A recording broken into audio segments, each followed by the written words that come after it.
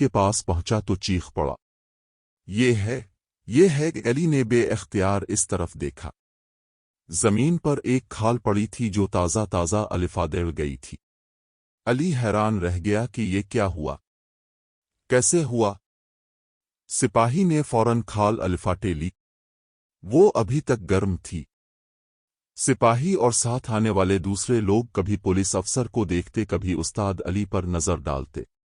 बताओ, चाराई हुई रकम तुमने कहाँ चाय पाई है? अफसर ने गजबनाक अंदाज में अली से पूछा। मैंने कोई रकम चोरी नहीं की। इनकार मत करो। भेड़ की खाल तुम्हारी दुकान से बरामद हुई है। ये खाल मैंने यहां नहीं रखी। तुमने नहीं रखी तो किसने रखी? मुझे नहीं मालूम। रात को जब पुलिस अफसर ने कूजा अली से पूछा था कि वो पाल पर क्या कर रहा है, तो उसने अपनी कमगोई के बाइस कोई जवाब नहीं दिया था। उसका ये तर्जनमल अब उसके खिलाफ जा रहा था। अलावा अजी बूदिकबे ने 500 भेड़ें फरोख्त करके जो रकम हासिल की थी, वो भी बाड़े से चोरी हो गई थी और चोरों ने बाड़े के चौकीदार को रस्सियों से बांध दिया था। दूसरे दिन चौकीदार ने हाकिम शहर के सामने बयान देते हुए एक चूर को अली की शक्ल व सूरत जैसा बताया। रात को देर तक घर से बाहर रहना, भेड़ की खाल उसके घर से मलना और चोरी की रकम में से एक सन के अली के दरवाजे के पास देखा जाना, ऐसी शहादतें थीं कि अब अली का जारम से इनकार करना बेमानी था। काज अदालत ने चोरी के इल्जाम में उसका बायां हाथ काटने का हुक्म दे दिया।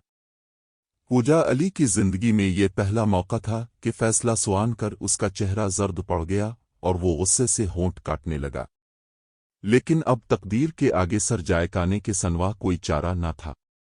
वो लड़खड़ाते कदमों से खड़ा हुआ और बुलंद आवाज में उसने काजी से दरख्वास्त की, जनाब आली, मेरा हाथ न काटा जाए बल्कि सरकलम करने का हुक्म दिया जाए। अलिफासीन ने सारी उम्र में पहली मर्तबा कोई दरख्वास्त की थी, लेकिन काजी एक मुंसिफ हाकिम था। उसने इनकार करते हुए कहा, नहीं मेरे फर्जंद, तुमने किसी इंसान को कत्ल नहीं किया।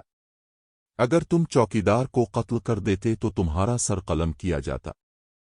सजा जारम के मुताबिक दी जाती है। तुमने सिर्फ चोरी की है, इसलिए सिर्फ हाथ काटा जाएगा। हक यही है और शरीयत भी यही कहती है। कूजा अली को सजा की तकमील होने तक एक कमरे में कैद कर दिया गया। अली के लिए इसके हाथ सर से ज्यादा कीमती थे। लचकदार तलवार बनाना और इसे आब देना हाथों ही का काम था। वो गाजियों के लिए ये काम दौलत कमाने की खातिर नहीं करता था, बल्कि अपना फर्ज समझकर करता था। इसे अपने काम से गैर मामूली इश्क था। लेकिन अब वो एक कमरे में कैद क़िसास के दिन का इंतजार कर रहा था। अपने पसंदीदा काम से महरूम हो जाने और लाविला होकर जिंदगी गुजारने का ख्याल इसके लिए सुहान साबित हो रहा था। चूंकि इसने दौलत कमाने की कभी कोशिश नहीं की थी, इसलिए बाजू की दियत अदा करने के लिए इसके पास रकम भी नहीं थी। शहर के तमाम लोग कूजा अली जैसे माहिर फिन का हाथ कटने के अंदेशे से रंजीदा थे। हर शख्स इसे पसंद करता था। वो एक ख्वाबरू, जवां मर्द और मेहनती इंसान था। ऐसे शख्स का सारी उम्र एक लावले आदमी की तरह जिंदगी गुजारना सबके लिए तकलीफ दे था। चुनांचे फौज के जिन सिपाहियों के लिए वो दस्ती तलवारें तैयार करता था, इन्होंने आपस में मशवरा करके इसे बचाने की तदाबीर पर गौर किया। वो बस्ती के सबसे दौलतमंद हाजी मोहम्मद के पास गए। ये शख्स एक कस्साब था और कारून की तरह दौलत का मालिक था, लेकिन इंतहाई कंजूस था। उसने फौजियों की इस तजवीज़ पर देर तक गौर किया कि वो कूजा अली के हाथ की दियत अदा कर दे। पहले तो उसने तरह तरह के नखरे किए, मुन बनाया, इनकार में सर हिलाया, लेकिन आखिर में सोचा कि फौज वालों को खुश रखना भी जरूरी है।